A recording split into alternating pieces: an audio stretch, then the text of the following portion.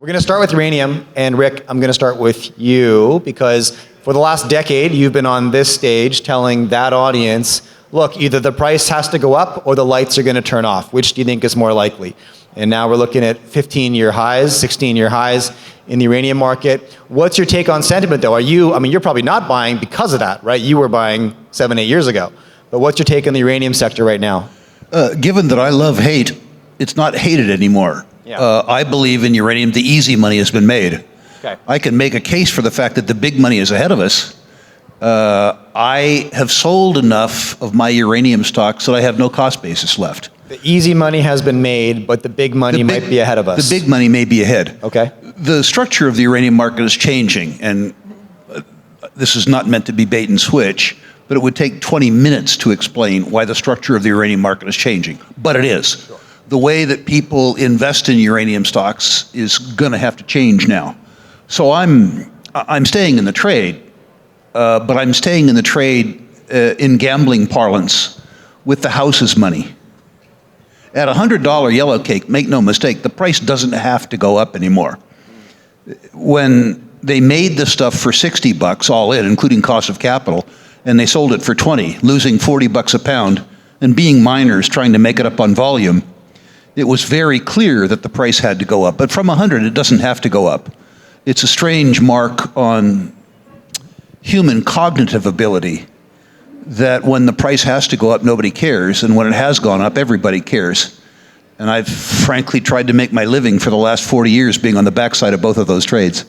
All right, I like it. Quick break here, guys. Today's episode is brought to you by Copernico Metals. Now, regular viewers of my channel will be familiar with the entrepreneur behind Copernico. His name is Ivan Bebek. Now, although a young man in this business, Ivan's already created tremendous value for his shareholders in the past, namely with Caden Resources, which he sold to Agnico Eagle, and Keegan Resources, which became a mine now owned by Galliano Gold.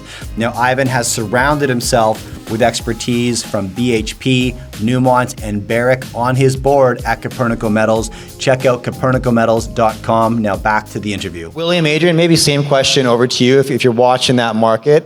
One of the biggest conversations in our workshops today was, is the uranium train pulling out and we got to jump on it right now because this thing's about to run away, or is it already overbought and we should wait for a dip before we enter? Do you have a take on that? Well, if you study the cycles in uranium, the last real bull market was around 2007. Yeah. And then we reached $140 a pound. But in today's money, that will be well over $200. So I think we're in the very early stage of a bull market in uranium.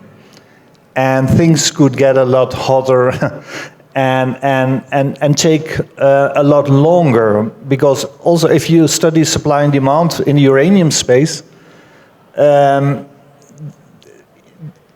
no easy fix.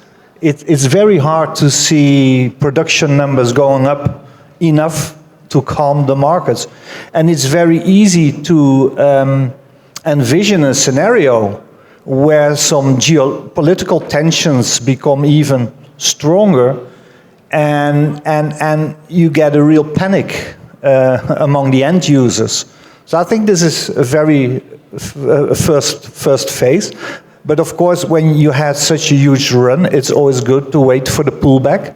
But the pullbacks might be very short-lived, and many people might miss the boat, and this could be one of those markets which could keep running. And if you look at the best discovery, uranium discovery out there is NextGen Energy. And NextGen Energy seems expensive now because it ran to $10, and that's a $4 billion market cap now. But if you do the math with these numbers, once NextGen Energy is in production, they will produce 20% of all uranium worldwide, and this could be a $30, $40 stock.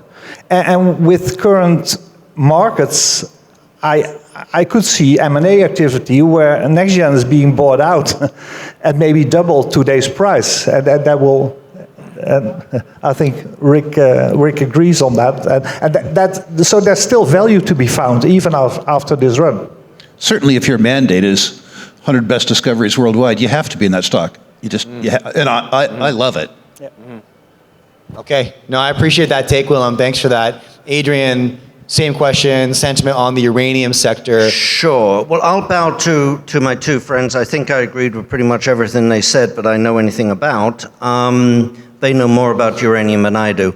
I would just say that typically, I've been in this business a long time. I guess the others have too, but I've been in this business a long time. And when people start asking me, oh, the train's about to leave the station, you got to jump on now before you miss it. If you don't buy now, you're going to miss it. That's typically been a warning flag, to be honest. Now, I agree with what you were saying about the long-term supply demand for uranium, no question, and we've waited a long time for the market to take off, but I would be very cautious at this point, to be honest, about chasing stocks. Okay. When it comes to, just on a personal level, when it comes to this question for myself, I have zero confidence in my ability to time markets. So when it comes to buying the dip, I understand the strategy makes sense, but am I going to catch that dip? It's like trying to catch the top. That's how I think about it. And so if I want exposure in this market, I'll just scale in regardless and acknowledge that I'm not going to be able to time this. But if I believe in the long-term macro, then I'm just going to scale in and get a seat on the train.